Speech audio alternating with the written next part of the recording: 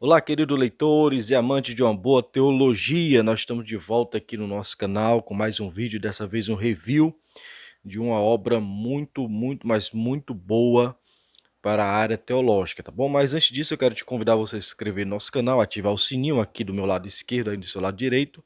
Você pode estar participando aqui desse nosso canal, se inscrevendo, ativando o sininho para receber todas as nossas notificações. Como especialista, eu posso garantir: isso não existe. E você pode também deixar seu comentário aqui, indicar alguma obra, deixar alguma sugestão, ou até mesmo crítica, né? Sendo uma crítica construtiva, vai muito bem para a gente poder organizar mais o nosso canal. Então, nós, sem perder de tempo, vamos logo para o nosso vídeo de hoje. Eu tenho aqui em minhas mãos o livro que é o Esboço de Teologia do A. Rod, né? A. Rod, que é Alexandre Rod, o sobrenome que eu não tenho decorado na mente, mas é uma obra, uma das primeiras obras publicada pela editora PES, que é as Publicações Evangélicas Selecionadas.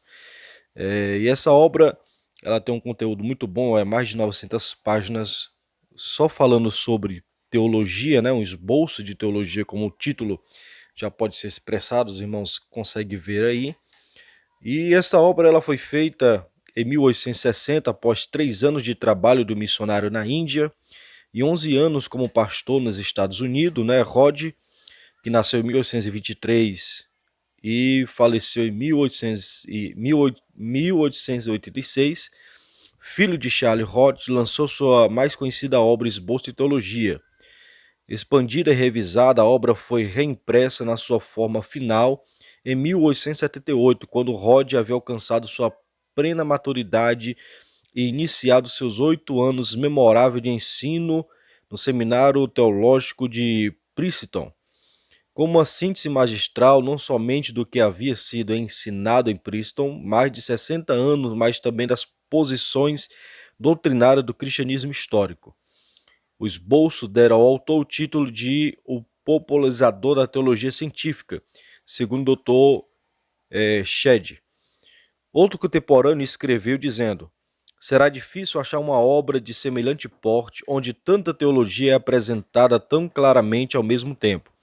Exposta de forma tão sucinta e interessante, Rod era mais do que um habilidoso resumidor.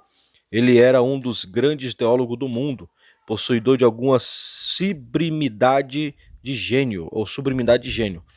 Os poderosos elementos de grande pensador, conforme declarou o W.M. Poston, quando Rod faleceu. Falando de seu objetivo como professor de teologia, o autor certa vez escreveu: eu oro e labuto para que, ao ganhar largura, não perca altura, e ao ganhar a paz e amor, não percamos pureza e verdade. Segundo a opinião de Charles Haddon Spurgeon, ele foi longe na tentativa dessa ideia. Ao escrever para milhares que lê, Spurgeon disse: recomendamos o esboço de teologia a todos os que gostariam de ser bem instruídos na fé. É um livro de texto padrão de nosso seminário. Divergimos dos seus ensinos sobre o batismo, porém, em tudo mais endossamos Rod em cada detalhe. Então aqui é uma contracapa desta obra. É uma obra de capa dura. Aqui o que os irmãos estão vendo é uma luva. Deixa eu tirar a luva dela. Aqui é uma luva. Essa luva ela vem protegendo a sua capa original, seu hot stamp original. Aqui é a luva que vem nesta obra. Deixa eu colocar aqui para o vento não carregar. Pronto, e aqui é a capa com detalhe dourado de esboço de teologia. Uma obra muito bem feita, costurada. Capa dura, como a gente já falou. E essa obra aqui, ela vem resumidamente, não resumido no sentido de conteúdo, porque é muito grande, mas um trabalhar de esboço mesmo. Ele vai trabalhar de forma de esboço, acredito que dá para ver aí. Essa obra foi feita, a primeira edição em inglês foi em 1860, e a primeira edição em português de Portugal foi em 1895. Aqui no Brasil, ela foi lançada em 2001, então veja aí que mais de 100 anos depois, ela é lançada para a nossa língua portuguesa. Então é uma leitura muito bem acessível, né? Tem alguns termos arcaicos, mas foram bem traduzidos, dá para a gente poder entender. Vamos ler aqui o índice desta obra, o que vai dizer. Primeiro, a teologia cristã, sua diversidade e divisões, sua relação com outros ramos de conhecimento humano, a origem da ideia de Deus, prova da sua existência. 3. Os mananciais da teologia. 4. A inspiração da Bíblia. 5. A regra de fé e prática, a escritura do Velho e Novo Testamento, a única regra de fé e o único juiz nas controvérsias. 6. Comparação de sistema. 7. Credos e confissões. 8. Os atributos de Deus. 9. A Santíssima Trindade. 10. Os decretos de Deus em geral. 11. A predestinação. 12. A criação do mundo. 13. Os anjos. 14. A providência. 15. A constituição da alma, a vontade, a liberdade, etc. 16. A criação e o estado original do homem. 17. A aliança das obras. 18. A natureza do pecado e o pecado de Adão. 19. O pecado original. 20. A incapacidade. 21. A imputação do pecado original de Adão e a sua posteridade. 22. A aliança da graça. 23. A pessoa de Cristo. 24. Ofício medianeiro de Cristo. 25. A propiciação, sua natureza, necessidade, perfeição e extensão. 26. A intercessão de Cristo. 27. O reinado mediante Cristo. 28. A vocação eficaz. 29. A regeneração. 30. A fé.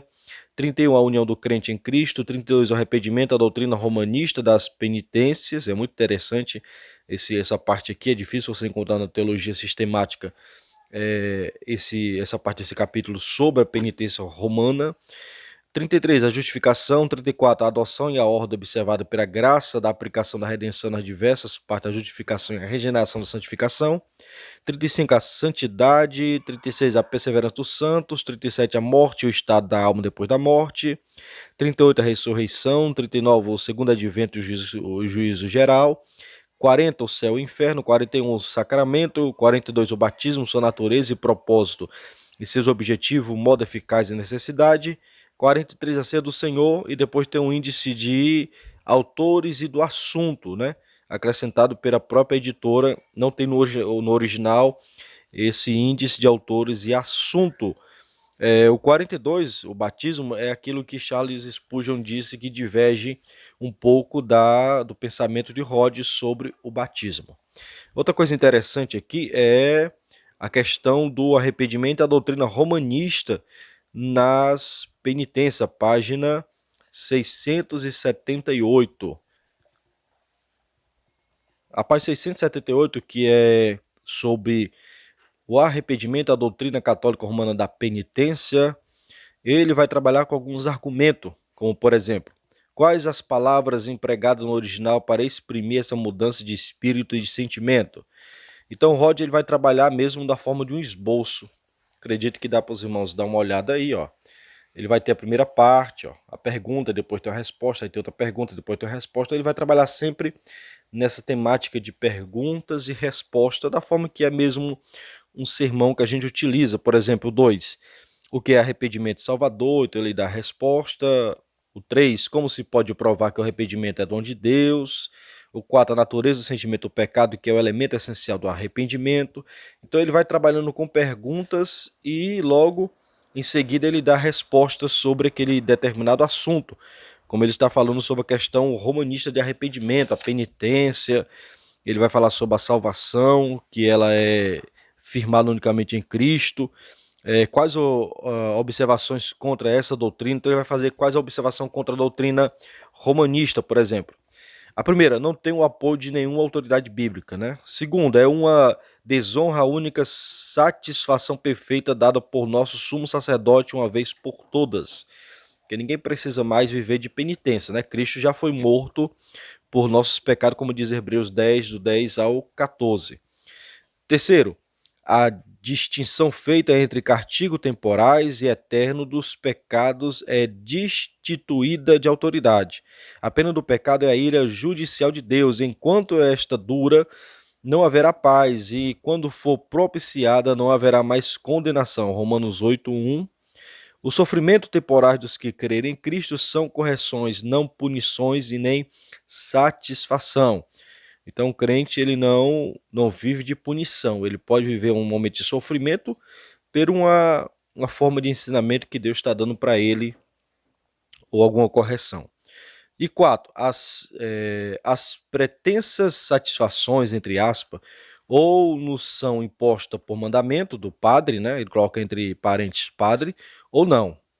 Se são, constitui simplesmente deveres, e o cumprimento delas não pode ser uma satisfação, entre aspas, de novo, pela violação de outro dever. Se nós são impostos por mandamento, são uma forma de culto voluntário que Deus odeia.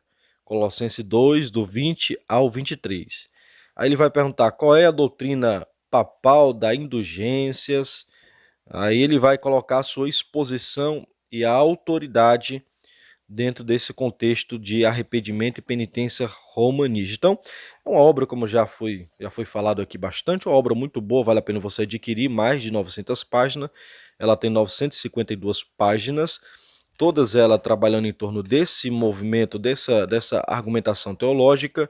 Ele é um reformado, lógico, é filho de Charles Hodge, que tem a sua teologia sistemática, e ele tem muito mesmo inspirado naquilo que o seu pai escreveu, né? Muito mesmo, foi um grande missionário na Índia, foi por muitos anos professor de teologia, então ele sabe aquilo que está falando. Também foi pastor, então a grande maioria desses sermões que ele está expondo aqui, ele já expôs no altar onde ele dirigia aquela congregação.